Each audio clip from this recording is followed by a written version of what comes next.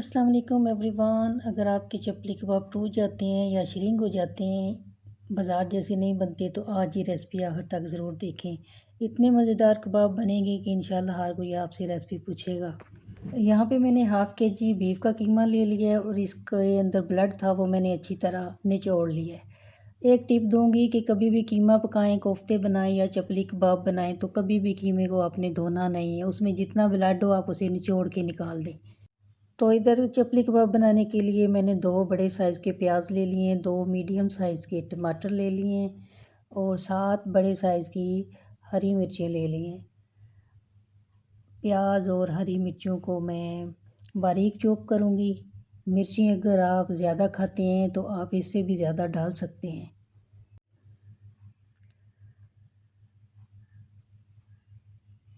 प्याज और मिर्चों को मैंने चॉप करना है, लेकिन टमाटर मैं इसके साथ शामिल नहीं करूँगी। चॉप होने के बाद प्याज में बहुत ज़्यादा पानी जमा हो जाएगा, उसको आपने निचोड़ के निकाल देना है। ये देखें कितना पानी निकल रहा है। अब इसको सारे को निचोड़ के हम कीमे में शामिल कर देंगे। और इधर जो टमाटर रखे हुए हैं इनको दरमियान से काट के तो इसके अंदर जितना पल्प है इसका उसको निचोड़ लेंगे अलग बर्तन में, क्योंकि अगर इसको मैंने कबाब के अंदर शामिल कर लिया तो इससे बहुत छींटे उड़ते हैं इसके। इसको बारीक बारीक काटना है, इसको चॉप नहीं करना हाथों की मदद से।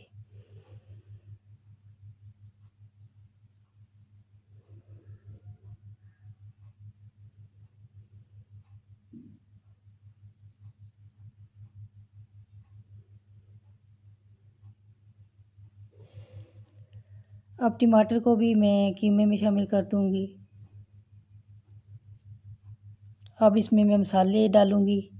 2 चाय के चम्मच भर के कुटी हुई मिर्चें, 1 चाय का चम्मच गरम मसाला पाउडर, 1.5 चाय का चम्मच अजवाइन, 1.5 चाय का चम्मच नमक, 5 चाय के चम्मच खुश्क धनिया पाउडर,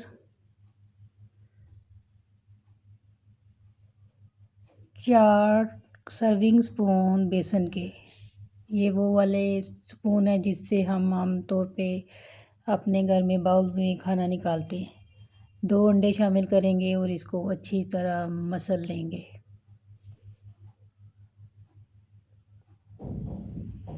इसको 10 मिनट तक अच्छी तरह आपने मसलना है। 10 मिनट मसलने से ये एक जान हो जाएगा और नमक सब बैलेंस हो जाएगा।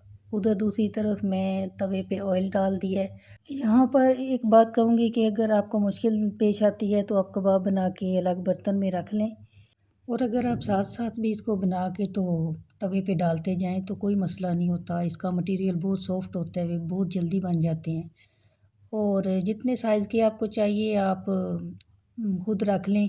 मैं थोड़े बड़े बनाती हूँ तो मेरे पास तवा भी थोड़ा बड़े साइज़ का है, 4 आराम से आ जाते हैं। लो से मीडियम आंच पे आपने इसको कुक करना है। अगर आप इसकी आंच तेज़ करेंगे तो ये बाहर से जल जाएंगे।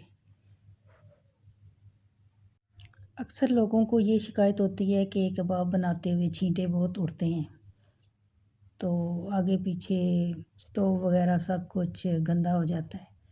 आप मेरी रेसिपी को फॉलो करके इंशाल्लाह ये कबाब बनाएं, आपको किसी किस्म का कोई मसला नहीं होगा, ना ये श्रिंक होंगे, जायका भी बेहतरीन होगा, लाजवाब जायका होगा और छींटे भी नहीं उड़ेंगे। तो ऐसे ही मैं इनको उलटती पलटती रहूँगी और जो पक जाएंगी उनको मैं किनारों पे लगाती जाऊँगी, फिर और की जगह बन जाएगी, फिर उनको भी ऐसे ही थोड़ा थोड़ा करके पकाती जाऊँगी और जो पक जाएंगे उनको मैं निकाल लूँगी साथ साथ। इस वक्त मेरा फ़ोन बहुत हीट अप हो गया था और वो भी बंद हो रहा था बार बार। मैंने बड़ी मुश्किल से ये थोड़ा सा शूट किया है।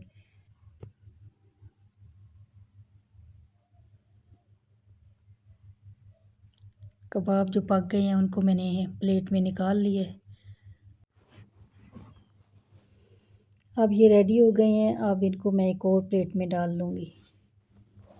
ये रोशनी की वजह से ना थोड़ा काले लग रहे हैं क्योंकि रोशनी बहुत कम थी। ये बाहर से बहुत क्रिस्पी और अंदर से जूसी और नरम बने थे। मैंने इन्हें पुदीने की चटनी के साथ सर्व की है। मेरी रेसिपी को फ़ॉलो करके तो आपने मुझे आके फ़ीडबैक देना है कि आपके कबाब कैसे बने। रेसिपी अच्छी लगी तो मेरे चैनल को सब्सक्राइब, लाइक और शेयर कीजिए फैमिली फ्रेंड में। Thank you for watching. मिलते हैं नेक्स्ट वीडियो में। अल्लाह हाफ़िज़।